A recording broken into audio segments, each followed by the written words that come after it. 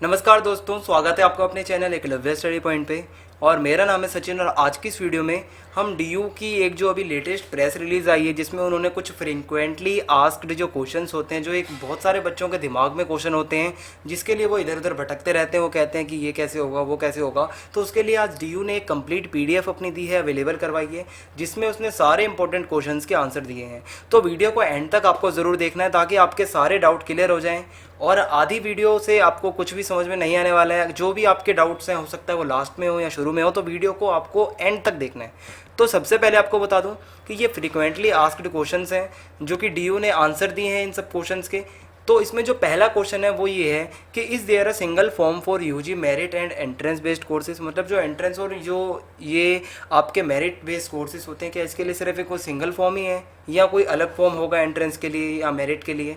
तो डीयू यहाँ पर बताता है कि मेरिट का फॉर्म हो चाहे एंट्रेंस का, वो अलग अलग नहीं होता। यूजी के अंदर जो है, अंडर ग्रेजुएट के अंदर आपका जो है मेरिट और एंट्रेंस का एक ही फॉर्म है। जो अभी आपने भरा है वही आपका फॉर्म चलेगा। उसी के अंदर जो है आपको क्या करना है कि अगर आपको एंट्रेंस के लिए अगर आप येस करते हैं तो इसका मतलब ये है कि मेरिट के लिए आप ऑटोमेटिकली ही येस हो जाएंगे। ठीक है, मैंने आपको एंट्रेंस और मेरिट के बारे में अच्छे से बताया है। अगर आप हमारी वीडियो पहली बार देख रहे हैं तो डिस्क्रिप्शन में आपको प्लेलिस्ट मिल जाएगी पूरी, हमारी जो हमने डीयू से रिलेटेड वीडियोस बनाई हैं, वहाँ पर आपको ये जो है मेरिट और एंट्रेंस वाला आपको समझाया गया है।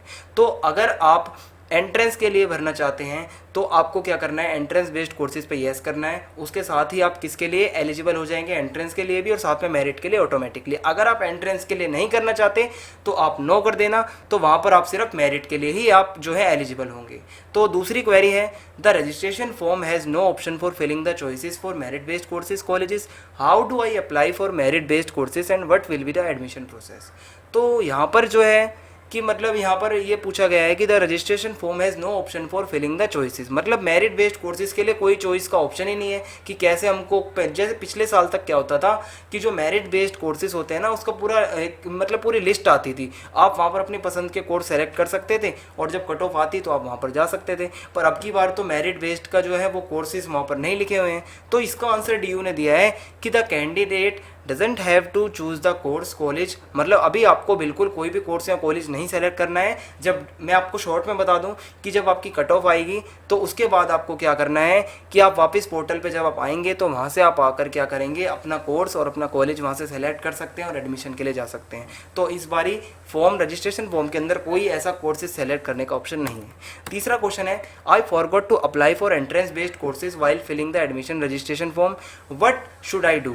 मतलब अगर आपने फॉर्म भरा और आप एंट्रेंस बेस्ड कोर्स के लिए अगर आप सेलेक्ट करना भूल गए तो अब आपको क्या करना है, अगर आपको एंट्रेंस के लिए करना था तो यहाँ पर लिखा है कि आफ्टर पेमेंट, अगर आपने पेमेंट कर दी है फॉर्म की तो जो रजिस्ट्रेशन फॉर्म है वो एडिट नहीं हो सकता। ठीक है, तो अब आपको क्या करना पड़ेगा, एक फ्रेश फॉर्म भरना पड़ेगा, एक न्यू फॉर्म फिल करना पड़ेगा, एक न्यू ईमेल आईडी के साथ, और आपको दोबारा से फीस उसकी देनी पड़ेगी। अगर आप एंट्रेंस बेस्ड करना चाहते थे और आप भूल गए, आपने गलती से सिर्फ मेरिट बेस्ड पे कर दिया है, तो अब आपको एक न्यू फॉर्म भरना पड़ेगा। और न्यू फॉर्म भरने में कोई भी प्रॉब्लम नहीं है, यहाँ पर डीयू ने क्लियर बता दिया है। अगला क्वेश्चन है, I applied for DUJET and gave my preferences for the colleges and submitted the form by paying the registration fees। ठीक है, कि मैंने अप्लाई किया है DUJET के लिए और मैंने अपनी जो प्रेफरेंसेस हैं जो कॉलेज की, और वो मैंने जो है कॉलेजेस की, and submitted the form by paying the registration fees, मैंने वो सब करके और अपना जो फॉर्म है वो मैंने रजिस्ट्रेशन फ़ी के साथ मैंने अपना सबमिट कर दिया है। बट अब क्या है, मैं चाहता हूँ कि मैं अपनी प्रेफरेंसेस जो मैंने दी थी कॉलेजेस के लिए उसको मैं चेंज करना चाहता हूँ ये पे करने के बाद। तो यहाँ पर डीयू ने बताया है कि the applicant can not edit the preferences right now, कि अगर आपने वो कर दिया है तो अब आप उसको चेंज नहीं कर सकते। पर आप कब कर सकते हैं, आपको एक चांस मिलेगा जब जो एंट्रेंस जो है वो DUJET का जब रिजल्ट आ जाएगा, आपका जब एंट्रेंस का रिजल्ट आ जाएगा उसके बाद आप प्रेफरेंसेस को चेंज कर सकते हैं।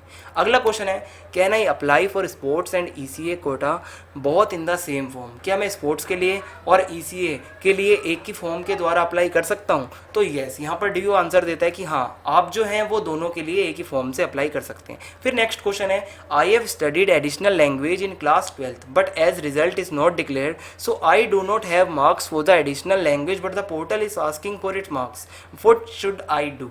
तो यहाँ पर जो है आपने देखा होगा, जब आप अकेडमिक वाला जो आपका अकेडमिक का आप कॉलम भरते हैं फॉर्म के अंदर, तो लास्ट में आपसे पूछते हैं कि क्या आपने इसमें से एडिशनल लैंग्वेजेस में से कुछ पढ़ा है। वहाँ बहुत सारी होती हैं, अरबिक, उर्दू, पंजाबी या और भी बहुत सारी होंगी।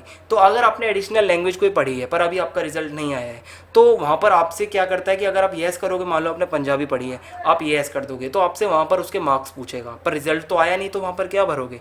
तो वहाँ पर आप ऐसी सिचुएशन में क्या करोगे, वहाँ पर 0 टाइप कर दोगे, 0, ठीक है, 0 कर दोगे तो वो फॉर्म आगे बढ़ जाएगा, वहाँ पर आपको 0 कर देना है। अगला क्वेश्चन है, can I self attest my marksheet using DigiLocker app. क्या मैं डिजी लॉकर ऐप का यूज़ करके अपनी मार्कशीट को जो है मैं वो सेल्फ अटेस्ट कर सकता हूँ। तो इसका आंसर है येस, आप कर सकते हैं। फिर अगला क्वेश्चन है, I forgot to self attest my marksheet. ये बहुत बड़ा क्वेश्चन है कि मैं अपनी मार्कशीट को, अपने डॉक्यूमेंट्स को मैं रजिस्ट्रेशन करते टाइम सेल्फ अटेस्ट करना भूल गया, क्या अब मेरा फॉर्म रिजेक्ट हो जाएगा, क्या अब मेरा फॉर्म वो सही माना जाएगा। तो डीयू यहाँ पर कहता है कि जो कैंडिडेट है, जो फॉर्म भरता है, उसको सबसे पहले तो बहुत ध्यान देना चाहिए कि सेल्फ अटेस्ट ज़रूर करे, पर अगर कोई गलती हो गई है तो वो उसको क्या करना है कि उसको दोबारा से अप्लाई नहीं करना, ठीक है। कि बहुत सारे बच्चों के दिमाग में होगा, यार मैंने तो सेल्फ अटेस्ट नहीं किया, क्या अब मेरा फॉर्म कैंसिल हो जाएगा।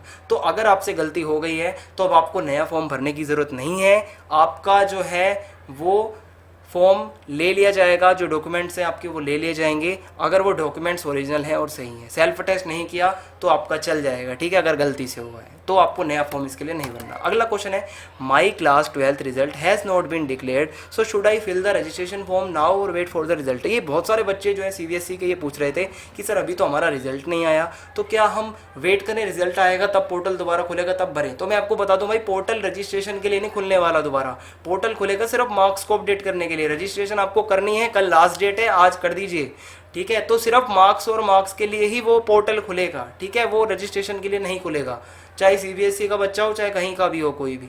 तो आज आपको अपना रजिस्ट्रेशन कर देना है अगर आपने अभी तक नहीं किया था। अगला क्वेश्चन है, is there any reservation for students who are residents of Delhi, ठीक है, क्या दिल्ली के रेजिडेंट्स हैं, रहने वाले, उनके लिए कोई रिजर्वेशन होता है। तो DU ने कहा है ऐसा कोई भी रिजर्वेशन नहीं है, क्योंकि DU एक सेंट्रलाइज्ड यूनिवर्सिटी है। अगला क्वेश्चन है यहाँ पे, where can I find information related to the best for evaluations for different courses in the bulletin of information। जो बुलेटिन की PDF है उसके अंदर मैं कहाँ पर ढूंढ सकता हूँ बेस्ट 4 को कैसे काउंट करना है, वो मतलब कॉलम कहाँ पे है, पैराग्राफ, तो वो आपको सेक्शन 2 में मिल जाएगा। सेक्शन 2 के अंदर आप पढ़ सकते हैं कि बेस्ट 4 कैसे कैलकुलेट होती है और अच्छे से। और अगर आप चाहते हैं कि आप इसको अच्छे से समझे तो मैंने इस पर एक वीडियो भी बनाई है, आप वो भी देख सकते हैं, डिस्क्रिप्शन में प्लेलिस्ट है हमारी, वहाँ पर बेस्ट 4 कैसे कैलकुलेट करनी है आप वो भी देख सकते हैं। अगला क्वेश्चन है कि how can I apply for admission to BEd LLB and bachelor of library and information science. तो ये जो है मास्टर कोर्सेज हैं, इसके लिए आपको क्या करना है कि आपको du.ac.in पे जाना है और आपको PG एडमिशन पोर्टल पर जाके वहाँ पर रजिस्ट्रेशन करना होगा। अगला क्वेश्चन है, ये भी बहुत बड़ी क्वेरी थी कि बच्चों के दिमाग में ये था कि मेरे पास NCC का सर्टिफिकेट है स्कूल से मिला हुआ, तो क्या उसका कोई फ़ायदा होगा मुझे जब मैं परसेंटेज काउंट करता हूँ बेस्ट 4 की। तो DU ने बताया है कि आपको कोई भी ऐसा फ़ायदा नहीं मिलने वाला है उससे आपकी बेस्ट 4 के अंदर। पर अगर आप ECA कैटेगरी के तहत अगर आप करते हैं अपना रजिस्ट्रेशन तो आपको फ़ायदा उसका कुछ मिल सकता है, अगर सीट अवेलेबल होगी उस कॉलेज के अंदर जो ये जो है मतलब आपको सुविधा देता हो इसकी, तो आपका एडमिशन वहाँ हो सकता है। अदरवाइज़ वैसा नहीं, अगर आप जनरली करते हैं तो आपका कोई इसमें फ़ायदा नहीं होने वाला है। अगला क्वेश्चन है, if I do not meet the first cut off then will I have to apply again for second cut off and so on. कि अगर क्या मैंने फर्स्ट कट ऑफ में मेरा एडमिशन नहीं होता है तो क्या सेकंड कट ऑफ के लिए दोबारा से मैं रजिस्टर करूँ या दोबारा से अप्लाई करूँ। तो यहाँ पर DU बताता है कि no, you do not need to apply again for the second cut off. आपको सेकंड कट ऑफ के लिए दोबारा से अप्लाई नहीं करना है। कि however you need to apply again for the course and college you want in particular cut off if you meet the cut off. कि आपको क्या करना है कि अगर फर्स्ट कट ऑफ में एडमिशन नहीं होता तो सेकंड कट ऑफ में आपको वेट करना है और आपको अपने कोर्स और कॉलेज ही सिर्फ सेलेक्ट करने हैं। आपका जो वो पोर्टल होगा वहीं से आपको दोबारा से अप्लाई नहीं करना है। अगला क्वेश्चन है, does the university of Delhi provide reservations to Jain applicants. क्या जो जैन धर्म से हैं, जैनी हैं, क्या उनके लिए कोई ऐसा रिजर्वेशन है यहाँ पर DU के अंदर। तो यहाँ पर लिखा है कि no, there is no reservation for the Jain applicants. अगला क्वेश्चन है, does the university of Delhi provide admissions in BSc honours biotechnology.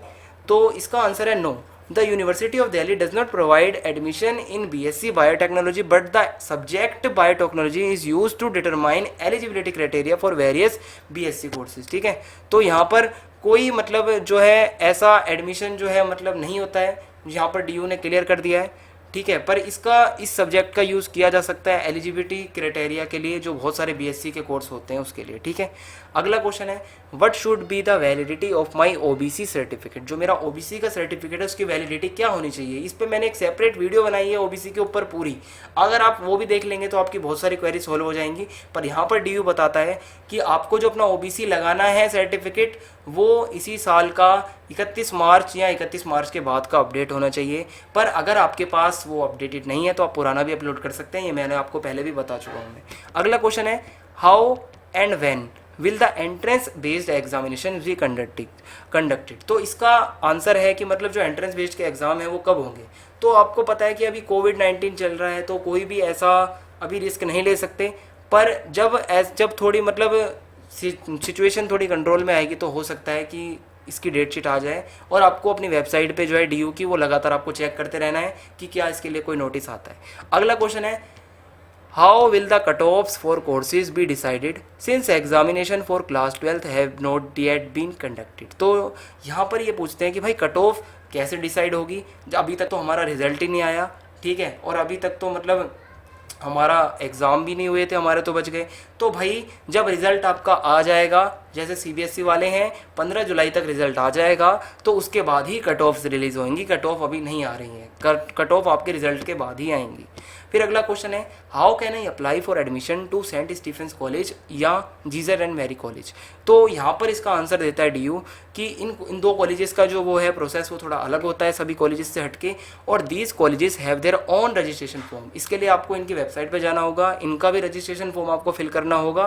ठीक है, तो आपका जो है इसके लिए एडमिशन हो जाएगा। अगला क्वेश्चन है is mathematics a compulsory subject to be included in best for BA honours economics. क्या बीए ऑनर्स इकोनॉमिक्स के लिए आपका जो मैथमेटिक्स है वो कंपलसरी सब्जेक्ट होगा, इंक्लूड होगा। तो यहाँ पर डीयू बताता है कि the applicant must have studied and passed mathematics at the qualifying examination for admission to BA honours economics. The merit shall be determined on the basis of 1 language and 3 best academic elective subjects as specified in list A and list B. मैंने आपको बताया best 4 में क्या क्या count होता है, जो आपके इलेक्टिव सब्जेक्ट्स होते हैं और लैंग्वेज होती हैं। ठीक है, 1 लैंग्वेज और 3 इलेक्टिव, तो वही सिस्टम यहाँ पर होगा। फिर अगला क्वेश्चन है I have filled the registration form twice and paid the fees twice as my previous form was wrongly filled is there a way to cancel a form and refund fee. मैंने 2 बारी अपना form भरा है, दोनों बारी गलत भरा है, मैंने दोनों बारी फीस भरी है, क्या मेरी फीस मुझे वापस मिल सकती है फॉर्म कैंसिल करके। तो डीयू ने बताया है कि the candidate is requested to exercise extreme care in the filling the registration forms and paying the registration fee since it will not be refunded in any case once the form is submitted. किसी भी सूरत में आपको आपके पैसे वापस नहीं मिलते हैं। आपको पहले ही कहा गया है कि आप सावधानी से भरें अपने फॉर्म को, कोई जो है रिफंड फी नहीं मिलने वाली यहाँ पे। और यहाँ पर अगला क्वेश्चन है I have a subject in my class 12th with a different name than that mentioned in the list in bulletin, what should I do. कि मतलब मेरा जो सब्जेक्ट का नाम है, पेपर का जो नाम है वो अलग है मेरे 12th में, पर जो बुलेटिन में जो सब्जेक्ट्स के नाम दिए हुए हैं वो उनसे मैच नहीं करता। तो आपको यहाँ पर डीयू ने बताया कि आपका ये मेल जो है आप लिख सकते हैं, ईमेल आईडी दी हुई है यहाँ पर डीयू ने, और अपनी आप प्रॉब्लम वहाँ पर बता सकते हैं। फिर अगला क्वेश्चन है can I apply for foreign language courses besides the main graduation course, if yes how. कि क्या मैं अपना ग्रेजुएशन कोर्स करते करते साइड में कोई फॉरेन लैंग्वेज का कोर्स भी कर सकता हूँ डीयू से। तो डीयू ने बताया कि yes the candidate can apply for a diploma in foreign language courses. आप डिप्लोमा के लिए अप्लाई कर सकते हैं आपके ग्रेजुएशन कोर्स के साथ साथ। फॉर दिस आपको इसके लिए क्या करना है, you need to visit the website of the particular college you want to take admission to the course in. आपको जिस कॉलेज के अंदर आपका वो फॉरेन लैंग्वेज का कोर्स करना है, आप उस कॉलेज की वेबसाइट को विजिट कर सकते हैं और वहाँ पर आपको सारी इन्फॉर्मेशन मिल जाएगी। अगला क्वेश्चन है what will be the dates for the entrance test for entrance based courses. तो अभी आपको मैंने बताया कोविड का वो चल रहा है, तो डेट अभी जो है इसकी अभी कोई डिसाइड नहीं हुई है, आप वेबसाइट को चेक करते रहिए। लास्ट क्वेश्चन है what will be the syllabus and pattern for the entrance exam. ये भी बड़ा क्वेश्चन था, एंट्रेंस एग्जाम का सिलेबस और पैटर्न क्या होता है। तो आपको जो बुलेटिन है आप उसको खोल के देखिए, आपको बुलेटिन की PDF मिल जाएगी डिस्क्रिप्शन में, आपको वहाँ पर एंट्रेंस वाले आप उस पर जाना टॉपिक पे, सारी डिटेल्स आपको वहाँ पर मिल जाएंगी, क्या सिलेबस होता है कैसे होता है। अब सेकंड PDF जो हम देखने वाले हैं ये है कास्ट और जो रिजर्वेशंस जो रिजर्वेशन कैटेगरीज के जो स्टूडेंट्स हैं उनसे जुड़ी हुई कुछ ऐसी बातें जो काफ़ी वो पूछना चाहते थे। डीयू ने अपना एक जवाब दिया है पीडीएफ के द्वारा। तो पहला क्वेश्चन है, इफ़ पीडब्ल्यूडी कैंडिडेट्स, अगर कोई पीडब्ल्यूडी जो पीडब्ल्यूडी कैटेगरी से है, अगर वो अपना डिसेबिलिटी का सर्टिफिकेट नहीं दिखा पाता उसका गवर्नमेंट हॉस्पिटल का, तो क्या वो प्राइवेट हॉस्पिटल का सर्टिफिकेट अपलोड कर सकता है? तो डीयू ने बोला है कि the certificate issued by a private hospital is not valid. Private hospital का वो जो सर्टिफिकेट है वो नहीं माना जाएगा। Applicants can apply for the certificate in online OPD. अगर आप चाहें तो आप ऑनलाइन ओपीडी से भी सर्टिफिकेट जो है आप अप्लाई कर वो अपना दिखा सकते हैं। अगर आप इसकी ये भी नहीं कर सकते तो आप क्या कर सकते हैं, आपका पुराना कोई सर्टिफिकेट हो जिससे आपने फ़ायदा लिया हो क्लास 12 तक आपका पीडब्ल्यूडी का, तो आप उसको अपलोड कर सकते हैं। दूसरा क्वेश्चन है, if an applicant is not able to renew the EWS certificate not the income certificate as of now, what should they do now? कि आप अपने EWS सर्टिफिकेट या इनकम सर्टिफिकेट आप इसको अगर रिन्यू नहीं करवा पा रहे हैं अभी, तो अब यहाँ पर क्या होगा? तो डीयू बताता है कि द एप्लीकेंट कैन अप्लाई, आप अप्लाई कर दीजिए अपने रिन्यूअल के लिए। आपके लिए वहाँ पर एक जनरेट होगी एक एनरोलमेंट स्लिप, मैंने आपको बता भी रखा है पहले, और एक्नॉलेजमेंट स्लिप एक ही बात है। और जब आपका एडमिशन का टाइम होगा आपको अपना सर्टिफिकेट प्रोवाइड करवाना पड़ेगा जब तक वो बन जाता है। थर्ड क्वेश्चन है, can an applicant upload the caste certificate in his father's name if he or she is facing problems right now to issue on one in his own name? ठीक है, तो applicant should try and apply for the corrections in the certificate online and upload the acknowledgement slips for the same. आपको अगर आपके नाम का नहीं है तो आप उसके लिए आप अप्लाई कर दीजिए, एक्नॉलेजमेंट स्लिप आप अपलोड कर सकते हैं। ठीक है, जो सर्टिफिकेट है वो सिर्फ आपके ही नाम का चलने वाला है यहाँ पे। चौथा क्वेश्चन है, if someone applies for an EWS certificate in offline mode, जैसे अगर किसी ने ऑनलाइन नहीं भरा है और उसने ऑफलाइन अगर वो किया है, ठीक है, अप्लाई किया है, तो वो क्या करेंगे? क्या उनको वो जो स्टैंप लगा हुआ एक पेपर मिलेगा, क्या वो माननीय होगा? तो डीयू बताता है कि येस, आपको वो जो पेपर मिलता है, स्लिप मिलेगी स्टैंप लगी हुई, अगर आप ऑफलाइन पे जाते हैं तो आप वो अपलोड कर सकते हैं, और जब आपका एडमिशन टाइम होगा तो आपको सर्टिफिकेट दिखाना होगा। पांचवा क्वेश्चन है, can a candidate change is category from UR unreserve to EWS after paying the registration fees or they need to fill another form? क्या कोई कैंडिडेट अपनी कैटेगरी चेंज कर सकता है कि अपने रजिस्ट्रेशन फॉर्म को करने के बाद क्या अपनी कैटेगरी चेंज हो सकती है? तो कैटेगरी चेंज नहीं हो सकती। ठीक है, कैटेगरी चेंज नहीं हो सकती, इसका आंसर होगा नो। अब अगला क्वेश्चन है, if applicants have not uploaded self attested documents will this result in cancelling of form? ये एक बहुत बड़ा क्वेश्चन था कि सेल्फ अटेस्ट नहीं किया है तो क्या इससे कोई समस्या होगी? तो यहाँ पर यही भाई डीयू बताता है कि सेल्फ अटेस्ट नहीं किया है डॉक्यूमेंट्स को तो दोबारा से आपको फ्रेश फॉर्म वो करने की कोई ज़रूरत नहीं है, आपका वही चल जाएगा। ठीक है, आगे से आपको कोई ऐसे फॉर्म भरते समय गलती नहीं करनी। सातवां क्वेश्चन है, if OBC student is clearing the general cut off then will he get admission through the UR category? कि OBC स्टूडेंट अगर कोई जनरल की कट ऑफ क्लियर करता है क्या उसको एडमिशन मिलेगा जनरल से?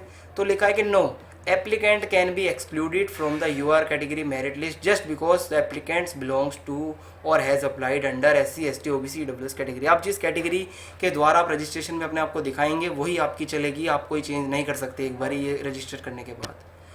अगला है क्वेश्चन, आपको मैं शॉर्ट में बताता जा रहा हूँ जो उसका कंक्लूजन है, आपका टाइम वेस्ट ना हो जिससे। आठवां क्वेश्चन है, does the university of Delhi accept the OBC certificate of Delhi state? क्या स्टेट का सर्टिफिकेट चलेगा OBC का दिल्ली का? तो नहीं चलेगा। कास्ट जो है वो सेंट्रलाइज होना चाहिए, सेंट्रलाइज कास्ट होनी चाहिए, सेंट्रल लिस्ट में होनी चाहिए। नौवां क्वेश्चन है, what certificate is required for gap year students? अगर गैप ईयर स्टूडेंट्स हैं तो वो क्या दिखाएं? तो यहाँ पर डीयू बताता है कि they should provide all the documents which are mentioned in the bulletin of information. आपको जितने भी वहाँ पर डॉक्यूमेंट्स बताए गए हैं आप सबको वो डालने हैं अपने, और कोई आपको इसके अलावा कोई डॉक्यूमेंट्स की ज़रूरत नहीं है।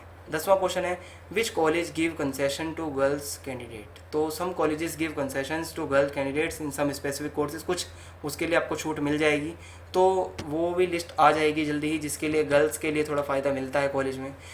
11वां क्वेश्चन है, can an applicant apply for registration without class 10th marksheet? क्या बिना 10वीं की मार्कशीट के आप अप्लाई कर सकते हैं? तो लिखा है, applicant should refer to the bulletin of information in a list of all the documents to be uploaded is given.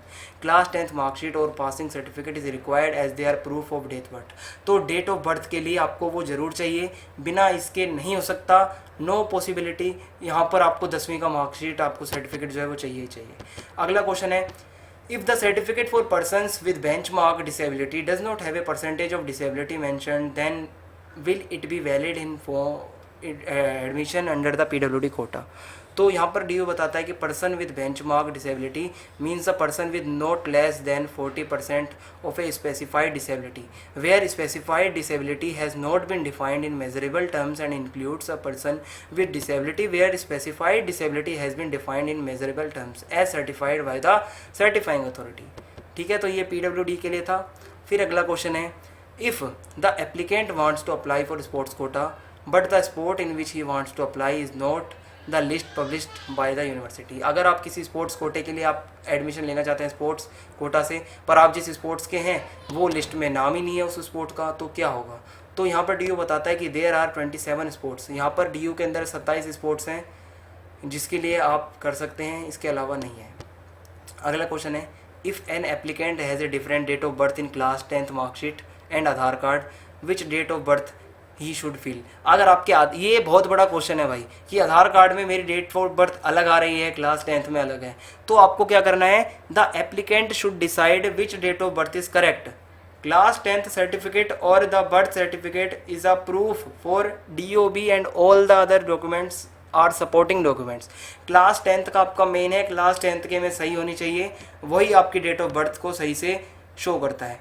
15वां question है, an applicant who wishes to apply for BA honours music this year but as per BOI applicants are suppose to upload the video on YouTube and mark it in the unlist category and submit its link along with the form but there is no tab to attach the link. Kindly clear when and how applicants are suppose to upload the video.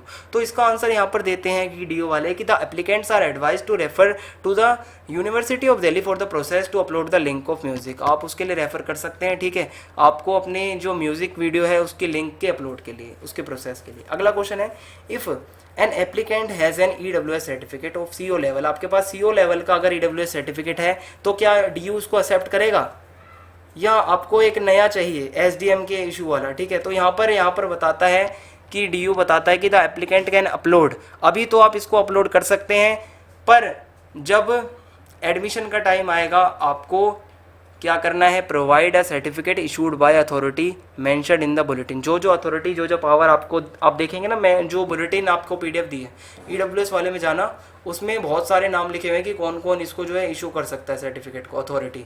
तो अगर आपका उसमें से किसी के द्वारा issue किया हुआ है तो आपका वो चलेगा, वरना नहीं चलेगा। अगला क्वेश्चन है, if an applicant wants to take admission to Jesus and Mary college or saint Stephen's college do they have to apply for a Christian minority? तो यहाँ पर बताया गया यस, आपको क्रिश्चियन माइनॉरिटी से जो है वो अप्लाई करना पड़ेगा, तभी आपको इनमें फ़ायदा मिलेगा। अगला क्वेश्चन है, does only female candidate from NCT Delhi can take admission in NC web? तो यहाँ पर बताया है कि क्या सिर्फ दिल्ली के ही जो फीमेल कैंडिडेट हैं वो NC वेब में जा सकती हैं? तो DO बताता है yes, and she should have pass class 12। आपको क्लास 12 पास होनी चाहिए, और आप दिल्ली NCT के अगर हैं तो आप ऑटोमेटिकली NC वेब के लिए रजिस्टर हो जाएंगे, तो आप हैं एलिजिबल। अगला क्वेश्चन है, if an applicant is from the NIOS board. अगर आप NIOS बोर्ड से हैं और उसके एग्ज़ाम जो हैं वो जुलाई से अगस्त में होंगे, तो वो एडमिशन कैसे होगा, क्या वो एबल होगा एडमिशन के लिए? तो यहाँ पर DO बताता है कि the applicant will be eligible for admission only. वो तभी एलिजिबल होगा जब if they have qualified the qualifying examination. अगर आपने एग्जामिनेशन को क्वालिफाई कर लिया है तभी आप एडमिशन के लिए वो कर सकते हैं, एलिजिबल होंगे। At the time of admission under various cut off start. जब कट ऑफ स्टार्ट हो जाती हैं तभी जो है आप उसको वहाँ करना पड़ेगा। और such applicants may fill the registration form for now. अभी तो आप अपना फॉर्म फिल कर दीजिए रजिस्ट्रेशन का, जो आप NIOS वाले हैं, बट क्वालिफाइंग क्लास 12th आपके लिए ज़रूरी है। क्लास 12th क्वालिफाई करना ज़रूरी है, DO बताता है। बाकी आप फॉर्म रजिस्टर करना चाहें तो कर सकते हैं। अगला क्वेश्चन है, if an applicant has given improvement this year how to upload the marksheet what to fill in the result status. तो you can fill your board roll number of 2020, okay, और रिजल्ट अवेटेड आप वहाँ पर कर सकते हैं। और once the class 12th result अगर आपके अनाउंस हो जाते हैं तो आपको क्या करना है कि आप उसको अपलोड और अपडेट कर सकते हैं। फिर अगला क्वेश्चन है, AICTE has not yet declared the dates for Prime Minister Special Scholarship Scheme for J&K students, but the form is asking to upload the certificate during registration. What should we do? तो यहाँ पर DU बताता है कि अगर ऐसी situation में applicant जो है वो अपलोड कर सकता है द लेटर जो है और जो एप्लीकेशन है जो उन्होंने अपलोड किया था PMSSS के पोर्टल पे, वो एप्लीकेशन आप जो है यहाँ पर डाल सकते हो। फिर अगला क्वेश्चन है आपका, is there any single girl child quota at the university of Delhi? क्या कोई एक लड़की जो सिंगल गर्ल चाइल्ड होती है उसका कोई कोटा है? तो ऐसा कोई कोटा नहीं है। फिर अगला क्वेश्चन है, if an applicants apply under the Sikh minority, क्या कोई सिख अगर माइनॉरिटी के द्वारा अप्लाई करता है उसके अंतर्गत तो क्या उसको कोई सर्टिफिकेट दिखाना पड़ेगा? तो एप्लीकेंट्स जो है उसको क्या करना पड़ेगा, सिख माइनॉरिटी जो कॉलेजेस हैं उसमें एडमिशन लेने के लिए आपको सर्टिफिकेट दिखाना पड़ेगा। कहाँ का? दिल्ली सिख गुरुद्वारा मैनेजमेंट कमेटी, ये आपको सर्टिफाई करते हुए दिखाए कि आप माइनॉरिटी हैं सिख में, तभी आपको यहाँ पर इसका फ़ायदा मिलेगा। लास्ट क्वेश्चन है, which certificate should be uploaded to prove the CW certificate in the registration form? तो इसका आंसर है आपका, the format for the certificate is provided in the bulletin. आपके बुलेटिन में आपको सारी इन्फॉर्मेशन इससे रिलेटेड मिल जाएगी, तो CW वाले जो हैं वो बुलेटिन को एक बार अच्छे से पढ़ सकते हैं। तो यही था इस इंपॉर्टेंट वीडियो में। आप हमें इंस्टाग्राम पर फॉलो कर सकते हैं, डिस्क्रिप्शन में आपको हमारे प्रोफाइल का लिंक मिल जाएगा, और जल्दी ही हम आपके लिए और वीडियोस लाते रहेंगे। कल लास्ट डेट है, आज अपनी रजिस्ट्रेशन कर दीजिए। जय हिंद, जय भारत, धन्यवाद।